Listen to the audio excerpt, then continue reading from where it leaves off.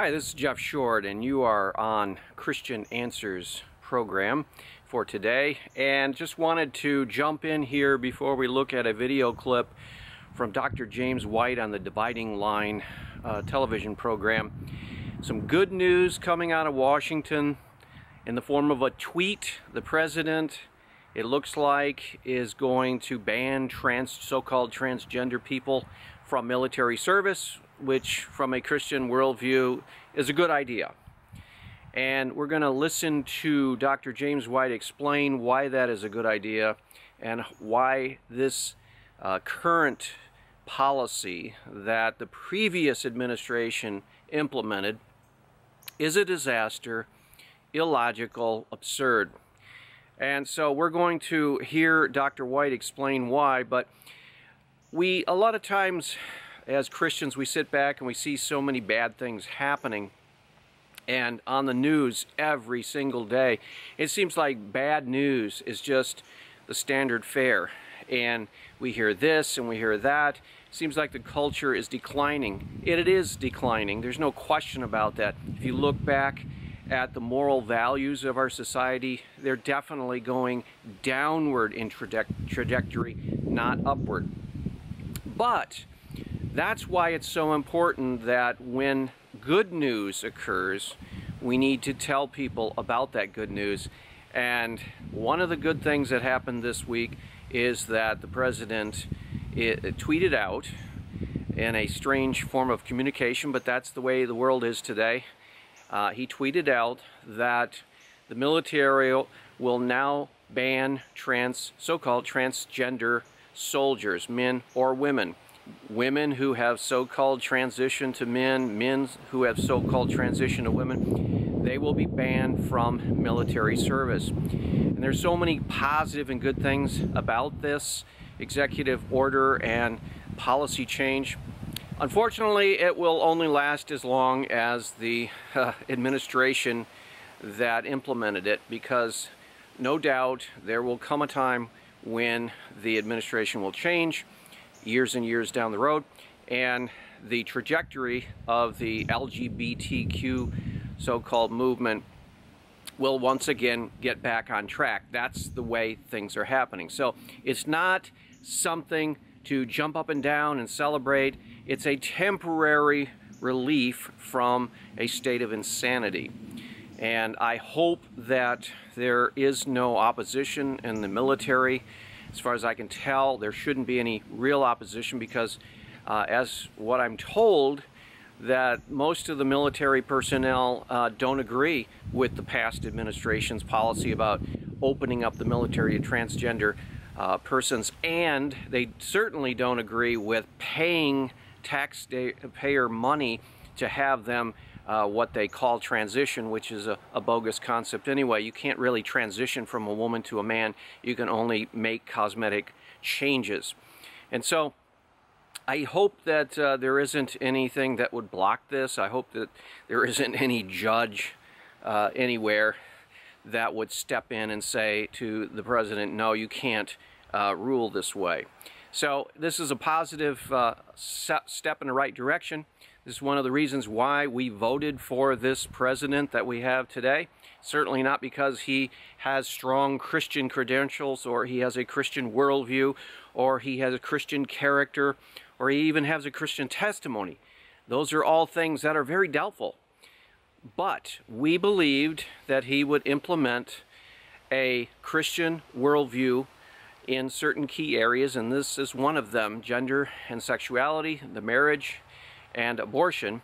And so far he is following his pledge and promise to evangelical Christians in these areas. So we need to pray that this is actually implemented, and at least for a while we have a little reprieve from the insanity. So let's go ahead and watch Dr. James White take a look at this issue and make comments on it.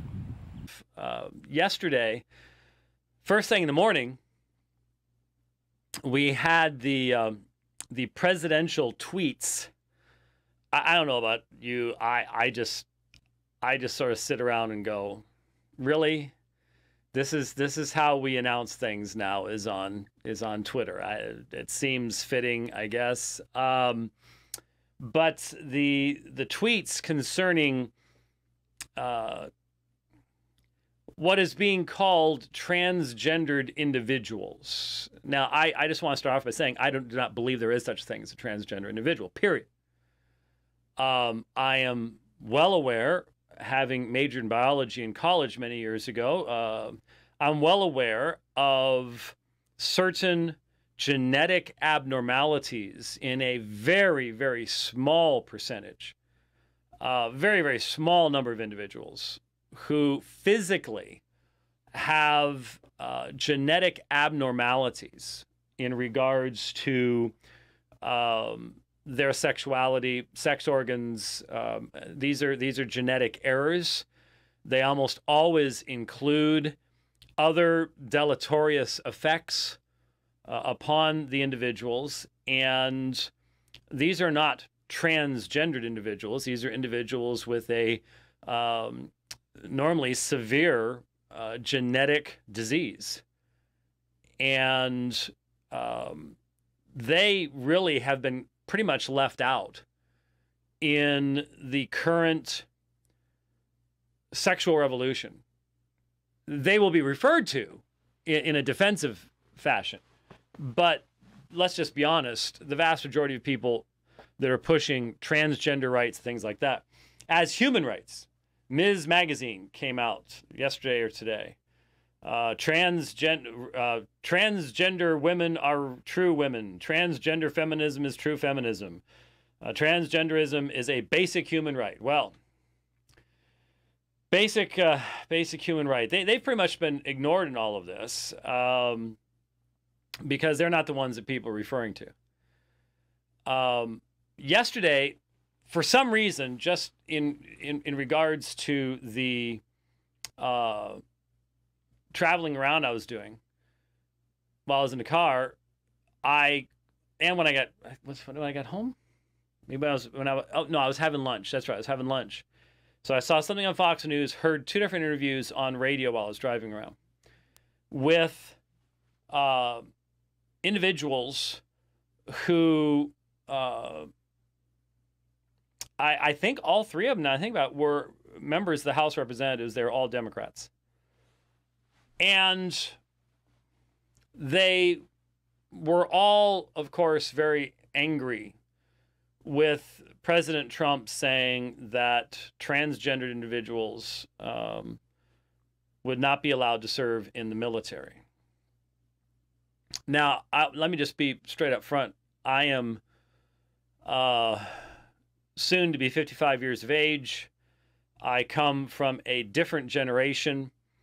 And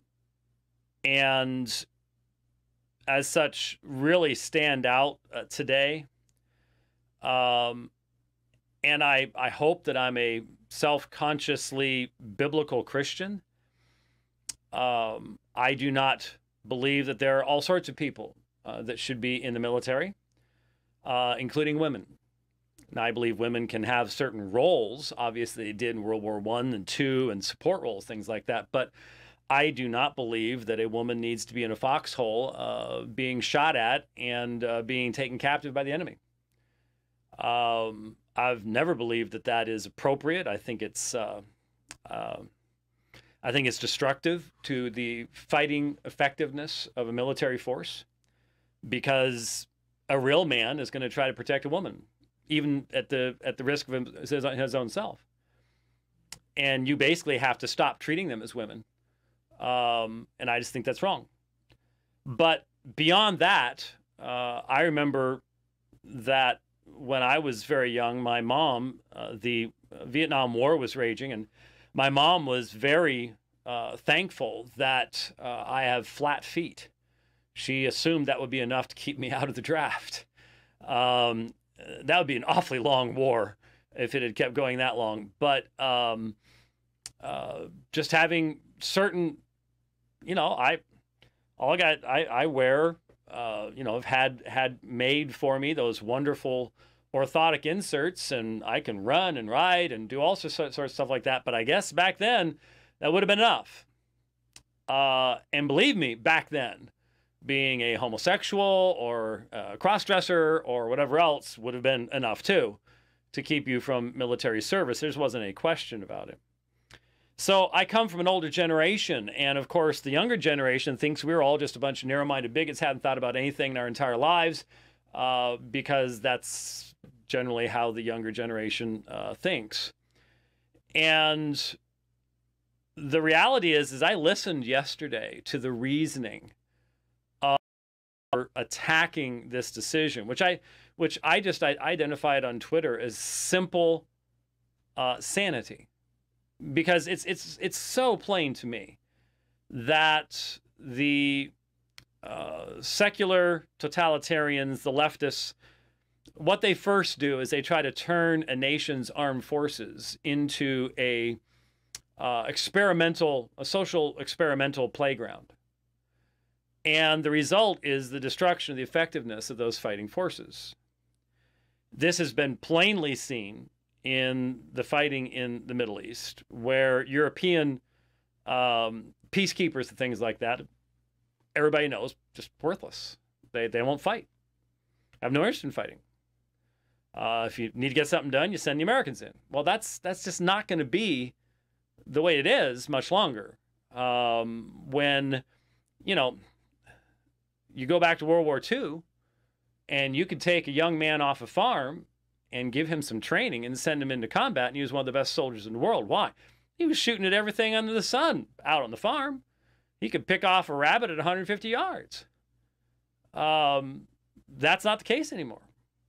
It just isn't. I mean, if you dare point out that you grew up shooting guns, people will look at you like, oh no, especially people in California. And so that kind of thing no longer is going to be the reality in a very short period of time. But the reasoning that these people were presenting just struck me as so utterly given over from a Christian perspective to a rebellious, God-rejecting worldview that I'll just be honest with you, it was depressing. It's not that I didn't know that people thought that way. I know they do, but to hear these people standing there and they're in suits and ties and they are representatives of the government of the United States, and the fundamental dishonesty of their way of thought in comparison to just what the world really is. They live in a fantasy world.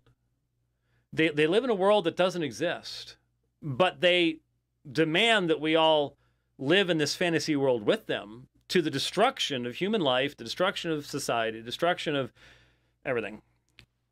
And it was truly astounding. And then I was reading an article today written by a conservative. He made very good points about this transgender movement. And he confessed that in his early 20s, he had what he would call gender dysphoria. And he pointed out, just on a logical basis, I was listening to Michael Medved having a conversation with, this was one of the interviews that I heard. And I mean, to me, it is sheer insanity to think that if you're a member of the armed forces and you are a man and you decide that you're a woman, that it's up to me as a taxpayer to pay to mutilate your body so you can feel better about yourself. I find that offensive, disgusting, revolting, and absolutely positively insane. But that's the world we now live in. We live in an insane world. And these people were defending that. They're going, well, one guy actually said that it would cost the military less to do the transgender surgeries than to provide Viagra. And I'm sitting here going, why are they providing Viagra? This is stupidity on a level that is absolutely, positively astounding. It is astounding to me. Anyway, but as I listened, even to the conservatives, Michael Medved was pointing out to this individual the foolishness. Again, he was a Democrat, and he was saying, well, I just don't view transgenderism or a transgendered person as having a medical condition. And Michael Medved goes, so why are we talking about how much the medical treatment costs to deal with this non-medical condition? And the article I was just reading, John Mark from our channel had posted it. Mark Lamprecht had posted it. Not from a Christian perspective, but here's a guy. He admits that he experienced what he called gender dysphoria in his 20s, but he's gotten over that, as almost everybody does. And he pointed out the same thing. And that is that this heart-tugging argument is made that if all of us do not change everything in our lives, if the 99.998% of us that know what a man and a woman are and know that we are a man and a woman, depending on which one we are, the 99.9% of us have to fundamentally change everything about our families, our lives, our language, and everything, just so the 0.001% don't off themselves. They don't kill themselves. They don't commit suicide. Or otherwise, it's our fault. It's your fault. You say bad things, and therefore these people kill themselves. Instead of going, wow, if people are killing themselves, there's probably something wrong with them. There's something wrong fundamentally with them mentally. They have a bad condition. They need help. But you're not allowed to say that anymore because the sexual revolution, hey, as long as you say you're something, that's what you are. And so it was being pointed, even the guy in the article was pointing out, if society has to provide hundreds of thousands of dollars to mutilate a healthy body into something that will no longer be healthy, will have to constantly be on drugs, and if you stop the drugs, will revert back to the previous state as far as it can do so, that means that's its natural state. And so the solution is not, this stupid artificial division that has been created by pseudoscience between gender and sexuality.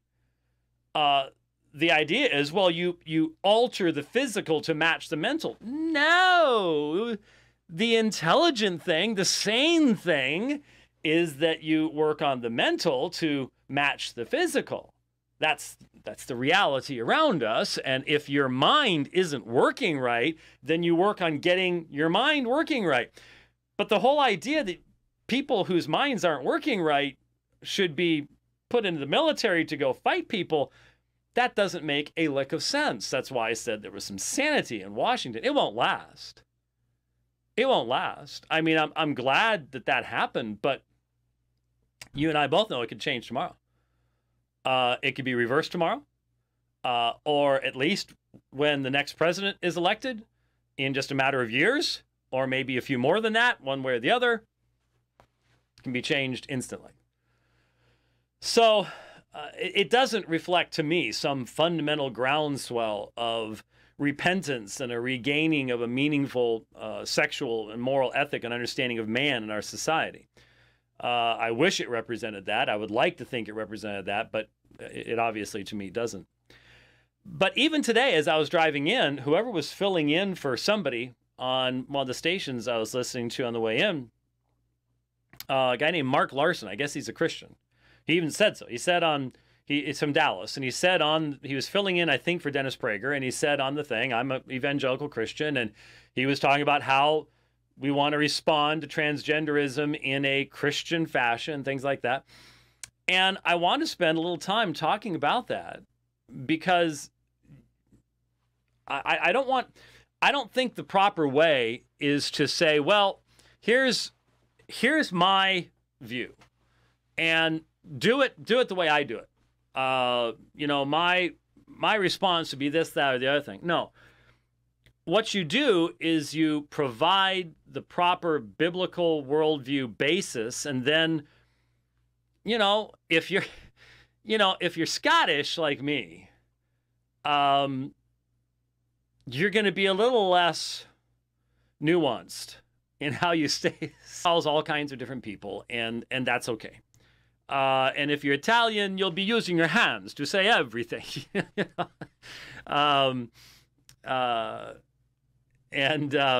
I saw a meme recently. It had the alien, thing. It was just about to eat you, and then it said IT alien Italian, and there were two little hands going like this. And it's like, yeah, that's how it works. They gotta tie an Italian's hands. You can't talk anymore. Oh, that was terrible. You can't even say that anymore. Oh my goodness. Even though every Italian I know goes, yeah, that's right. But anyways, oh, you're gonna get so many emails. Yeah, well, what can you say? Oh yeah, and then the thing about from Canada, I said you mispronounced it. It's almost as bad as the Trekkies. I misspoke a few weeks ago about the Tribbles episode, and I said it was Voyager. I know it was DS9. I've got the episode. I've seen it a half dozen times. I know what it was. I just misspoke because I was talking too quickly. They can't get over it. They can't let it go. Trekkies are weirdos. That's all there is to it. DS9 discrimination. That's right. That's exactly right. That's exactly right. Anyway, what was I talking about? Oh, yeah. So you lay a foundation, and then each one of us makes application in the way that we need to make application from there. And so what you simply have to understand is when we look at this transgender movement, aside from the extremely small number of people who have a genetic issue, there's another extremely small number of people who have a mental, well, gender dysphoria is what it used to be called. They are confused as to what they are. There are people who, for example, don't feel that the body they're in is really their body. There's a well-known psychological problem where you don't believe that hand, this is not my hand. That is someone else's hand, and it is inappropriate for it to be connected to me, and so they want it removed. And the question then becomes, well, should you just go ahead and remove people's hands or legs? You can't really remove people's heads, but if is there a way?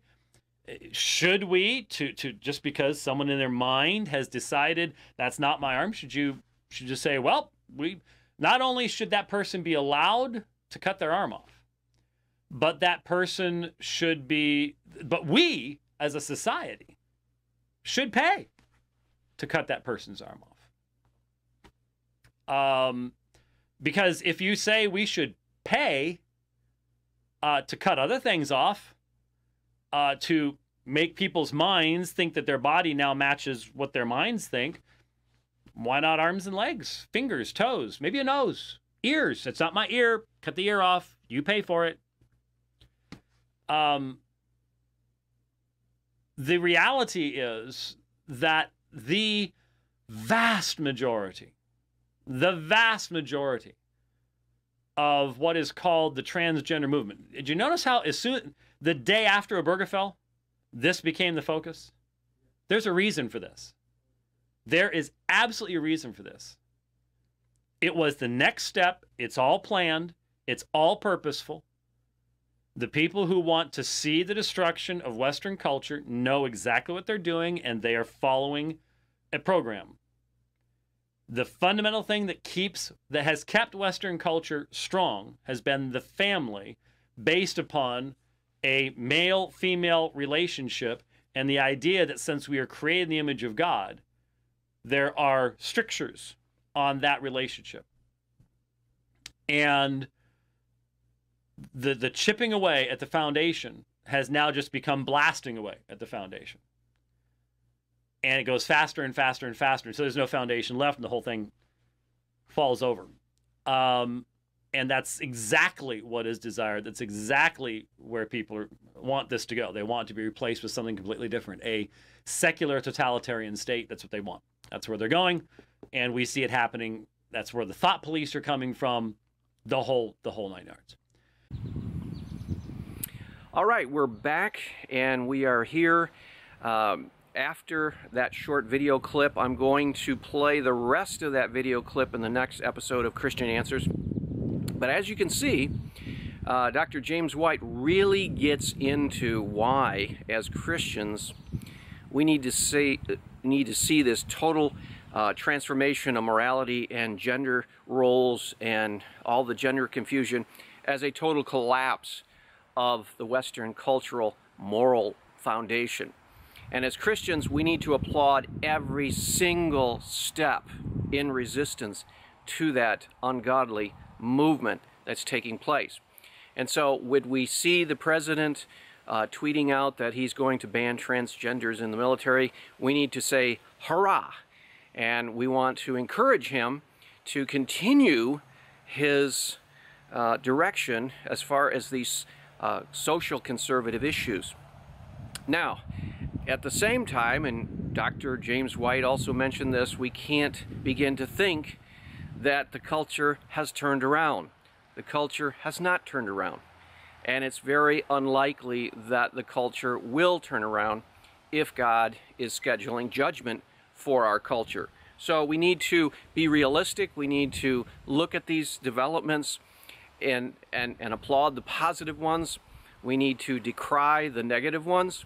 And we need to tell the world, hey, we're Christian. We operate on a Christian worldview. We're not pagan. We're not secular. We're not moral relativists. And so we don't believe that you can make up as you go along morality or make up as you go along gender identity. And we don't believe that the creature, that is humanity, can step into the place of the Creator and begin to make decisions that are only appropriate for the Creator to make. And if God has created you male, then you need to rest in that. You need to be confident in that. If God has created you male, then you need to identify as a male. If God has created you female, and you simply have to examine your body architecture to find that out, then you need to affirm that you are female and learn to live in the reality of what God has put you in.